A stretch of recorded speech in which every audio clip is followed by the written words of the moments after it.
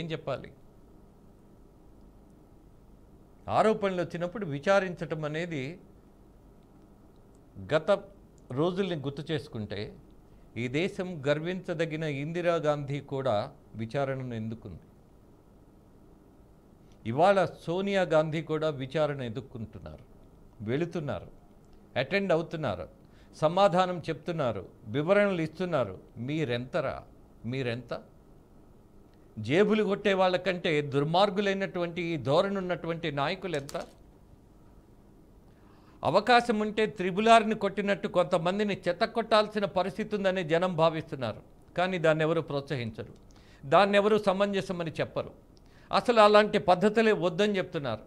నేను ప్రారంభంలో చెప్పినట్టుగా ఇవాళ చర్చ ఈ దేశం కోసం ఒక యువకుడు తన ప్రాణాన్ని రక్షించుకోగలిగేటటువంటి పరిస్థితి ఉన్న భగత్ సింగ్ని తన తండ్రి వెళ్ళి, బిడ్డ నాకున్నటువంటి ఒకే ఒక కొడుకువి నువ్వు, నిన్ను ఉరిశిక్ష వేస్తారు అన్నటువంటి పరిస్థితి నేను భరించలేకపోతున్నా, నేను అభ్యర్థిస్తే నీకు క్షమాభిక్ష పెట్టి ఉరిశిక్షను తొలగించే అవకాశం ఉంది, లెట్ మీ ట్రై అన్నాడు.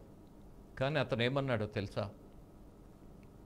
భగత్ సింగ్ చెప్పింది ఒకటే, నాన్న ఈ దేశం కోసం నా ప్రాణాన్ని అర్పించగలిగినటువంటి అద్భుతమైనటువంటి అవకాశం నాకు వచ్చినప్పుడు దాన్ని మీరు తప్పించకండి.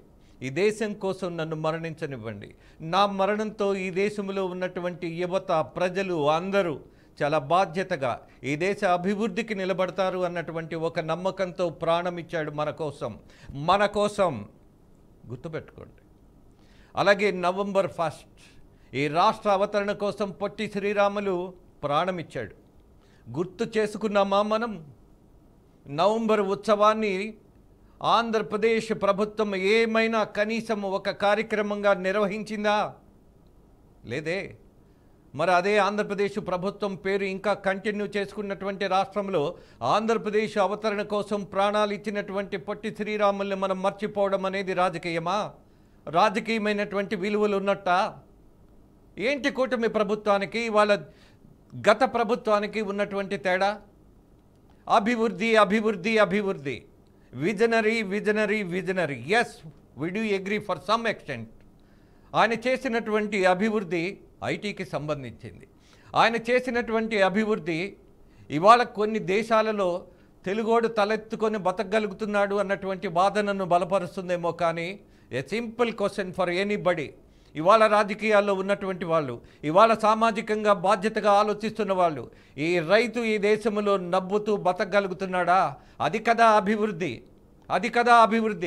అది లేనప్పుడు అభివృద్ధి ఎలా అవుతోంది? ఇవాళ గ్రామాలు శ్మశానంగా మారుతుంటే అభివృద్ధి ఎక్కడ? కార్పొరేట్ కంపెనీలు వచ్చి మానవ సంబంధాలన్నిటినీ తొలగించేసి ఏదో ఒక పెద్ద భవనాలలో మనం ఐటీ రంగాన్ని అభివృద్ధి చేసుకుంటున్నాం. అలాగే ఆర్టిఫిషియల్ ఇంటెలిజెన్స్ పెరిగిపోతోంది. ఎస్, ఆర్టిఫిషియల్ ఇంటెలిజెన్స్ వచ్చిన తర్వాత ఈ దేశంలో రైతు బతుకేమైనా మారుతుందా? మార్చే ప్రయత్నం మీరు చేస్తున్నారా? అలాగే రైతులకు సంబంధించి ఒక సమస్యను కూడా పరిష్కరించవలసినటువంటి బాధ్యత తీసుకున్నటువంటి ఏ ప్రభుత్వమైనా సరే 75 సంవత్సరాలుగా రైతు అనేవాడు ఈ దేశంలో కుంగిపోతూనే ఉన్నాడు. నీకు అన్నం పెడుతున్నటువంటి రైతు, నీ బతుకి అంతో ఇంతో మద్దతు ఇస్తున్నటువంటి రైతు, అలాగే ఇవాళ కూడా విలువలతో బతుకుతున్నటువంటి రైతు, గ్రామీణుడు ఒక గ్రామంలో ఉన్నటువంటి విలువలను మనం విచ్ఛిన్నం చేస్తున్నటువంటి పద్ధతుల్లో ఇవాళ విషతుల్యమైనటువంటి అక్కడ ఇండస్ట్రీస్ పెడతాం, అక్కడ వాళ్ళందరినీ తొలగేస్తాం, వాళ్ళకేమీ ఉపాధి. You take like an example, Polavaram project అన్నారు, మంచిదన్నారు, అక్కడ భూములు సేకరించామన్నారు, ఓకే అన్నారు, భూములు ఇచ్చేశారు, అక్కడ గిరిజన పుత్రులందరూ పక్కకి వెళ్ళిపోయారు. ఇవాల్టకు కూడా వాళ్ళకి కాంపన్సేషన్ లేదు, వాళ్ళకి ఇల్లు లేదు, ఊరు లేదు, వాళ్ళ సంస్కృతి లేదు. Where we are?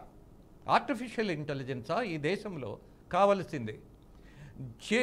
పనిచేసే చేతులకు పనివ్వాలి, సంస్కృతిని నిలబెట్టుకునేటటువంటి జనాలకి మనం మద్దతు ఇవ్వాలి, కష్టపడే రైతుకు మద్దతు ఇవ్వాలి, అలాగే ఆయన పండించిన పంటకు అంతో ఇంతో మద్దతు ధర ఇచ్చి గర్వంగా మనిషి సంతోషంగా నిలబెట్టగలిగేటటువంటి వ్యవస్థను తేవాలి. ఇవన్నీ వదిలేసి ఐటీ, అభివృద్ధి, విజన్. ఎప్పుడో 2047కి ఒక విజన్. ప్లానింగ్ ఉండటం తప్పు పట్టట్లా. మీ ప్లానింగ్లో ఎవరికి ప్రయారిటీ ఇస్తున్నారు? అసలు మానవ సంబంధాలను మనం మర్చిపోతున్నామా? ఇవాళ విద్యను తీసుకోండి. ఇవాళ లోకేష్ వచ్చిన తర్వాత పూర్తిగా కొంత ఫోకస్ చేసి ఎడ్యుకేషన్ సిస్టంలో మార్పులు చేయాలన్నటువంటి ప్రయత్నం ఆయన చేస్తున్నాడు. ఫైన్, మంచిదే. బట్ ఇవాళ నేను అన్నట్టుగా ఆదివారం ఎవరి గురించి చర్చిస్తున్నాం? పాఠ్యాంశాల్లో మనం ఎవరి గురించి మాట్లాడాలి? ఈ దేశం కోసం, ఈ సంస్కృతి కోసం, ఈ జనం కోసం మరణించిన వాళ్ళ గురించి ఒక్క పాఠం లేదే.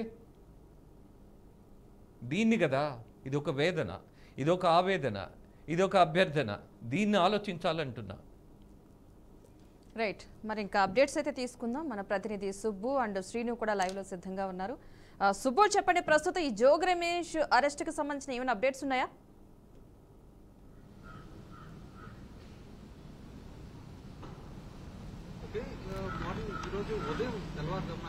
ఈ పోలీసులు, సిట్ అధికారులు ప్లస్ ఎక్సైజ్ అధికారులు కూడా జోగి రమేష్ ఇంటికి వెళ్ళడం జరిగింది. జోగి రమేష్ ఇంటికి వెళ్ళి ఆయన్ని అరెస్ట్ చేసే ప్రయత్నం చేశారు. అయితే ఈ లోపు జోగి రమేష్ లోపలికి వెళ్ళి ఇంట్లోకి వెళ్ళి గడవ పెట్టుకుని బయటికి రాని పరిస్థితి నెలకొంది. కొంతసేపటికి జోగి రమేష్ అనుచరులు ఎవరైతే ఉన్నారో పెద్ద ఎత్తున అక్కడికి రావడం ప్లస్ పోలీసులను అడ్డుకోవడం వంటి చర్యలు చేశారు.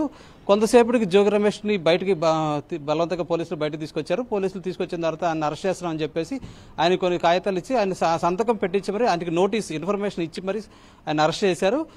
జోగి రమేష్ని అక్కడ అరెస్ట్ చేసిన తర్వాత జోగి రమేష్తో పాటు జోగి రమేష్ తమ్ముడు రాము ప్లస్ సెక్రటరీ రాము, ఎవరైతే పర్సనల్ అసిస్టెంట్ ఉన్నారో అతను రాము కూడా, వాళ్ళిద్దరిని కూడా అరెస్ట్ చేశారు. మొత్తం ముగ్గురిని తీసుకుని అక్కడ నుంచి ఇబ్రహీంపట్నం నుంచి నేరుగా తీసుకొచ్చి ఎక్సైజ్ కార్యాలయం ఏదైతే గురునానక్ కాలనీ రోడ్లో ఉందో ఎక్సైజ్ కార్యాలయానికి తరలించారు. ఎక్సైజ్ కార్యాలయానికి తరలించిన కొద్దిసేపటికి జోగి రమేష్ని ఇంకా ప్రశ్నించడం మొదలుపెట్టారు. ఆ తర్వాత జోగి రమేష్ అసిస్టెంట్ రాము ఎవరైతే ఉన్నారో అతన్ని కొంతసేపు విచారించిన తర్వాత అతని ప్రమేయం లేదని నిర్ధారించుకున్న పోలీసులు అతన్ని వెళ్ళిపోవచ్చని చెప్పేసి పంపించారు. అయితే అతనికి నోటీసులు ఇవ్వడం జరిగింది. మళ్ళీ ఈ విచారణలో ఎప్పుడైనా సరే తాము పిలుస్తామని చెప్పి పిలిచినప్పుడు విచారణకి హాజరవ్వాల్సి ఉంటుందని చెప్పేసి కూడా రాముకు చెప్పడం జరిగింది. అంతేకాకుండా జోగి రమేష్ విచారణ అయితే కొనసాగుతూ ఉంది. జోగి రమేష్ విచారణ కొనసాగుతుంది. అయితే జోగి రమేష్ని మరికొద్దిసేపట్లో గవర్నమెంట్ హాస్పిటల్ తీసుకెళ్లి అక్కడ టెస్టులు నిర్వహించిన తర్వాత మెజిస్ట్రేట్ ముందు హాజరుపరిచే అవకాశం ఉంది. ఈరోజు ఆదివారం కావడంతో మెజిస్ట్రేట్ ఇంటికి తీసుకెళ్లి అక్కడ హాజరుపరుస్తారా లేకపోతే మెజిస్ట్రేట్ ప్రత్యేక కోర్టుని ఏర్పాటు చేస్తారా అనేది మాత్రం వేసి చూడాల్సి ఉంది. అయితే జోగి రమేష్కి సంబంధించిన జోగి రమేష్ వర్గీయులతో పాటు అనుచరులు పెద్ద ఎత్తున ఏదైతే మన ఎక్సైజ్ కార్యాలయం ఉందో ఎక్సైజ్ కార్యాలయం పెద్ద ఎత్తున రావడం అక్కడ ఆయనకు మద్దతు తెలుపుతా ఉన్నారు. అయితే జోగి రమేష్ ఎటువంటి తప్పు చేయలేదని చెప్పి మద్దతుదారులు ఏదైతే నిందితులు ఎవరైతే అనుచరులు ఉన్నారో వాళ్ళందరూ కూడా జోగి రమేష్ ఎటువంటి తప్పు చేయలేదు, ఇదంతా రాజకీయపరమైన కుట్రలో భాగం జరుగుతుందని చెప్పడం జరిగింది. అయితే కొద్దిసేపటి క్రితం బీఆర్కే న్యూస్ జోగి రమేష్ తనయుడితో మాట్లాడడం జరిగింది. జోగి రమేష్ తనయుడు కూడా దీనిపైన స్పందించారు. తన తండ్రి ఎటువంటి దీనికి పాల్పడలేదు, తప్పులకు పాల్పడలేదు. గతంలో కూడా అనేక కేసులు పెట్టారు. తన తండ్రిని రాజకీయంగా అణిచివేసేందుకు ఇదంతా చేస్తున్నారని చెప్పి జోగి రమేష్ తనయుడు ఒక పక్కన చెప్పుకుంటూ వస్తున్నారు. అయితే ప్రస్తుతం విచారణ అయితే కొనసాగుతుంది. విచారణ సాయంత్రం వరకు జరిగే అవకాశం ఉంది. సాయంత్రం జోగి రమేష్ని గవర్నమెంట్ హాస్పిటల్ తీసుకెళ్లి అక్కడ నుంచి కూడా ప్రొసీజర్ అంతా కంప్లీట్ చేసి మెజిస్ట్రేట్ ముందు అయితే హాజరుపరిచే అవకాశాలు అయితే కనిపిస్తున్నాయి. ఇది ఇక్కడ ప్రస్తుతానికి ఉన్న పరిస్థితి. రైట్, ఇక అదే విధంగా జనార్దన్ రావు పరిస్థితి ఏంటంటే ఆయన ఎక్కడ ఏ విషయాన్ని అప్డేట్స్ ఏమైనా ఉన్నాయా, ఎక్కడున్నది ఏంటనేది?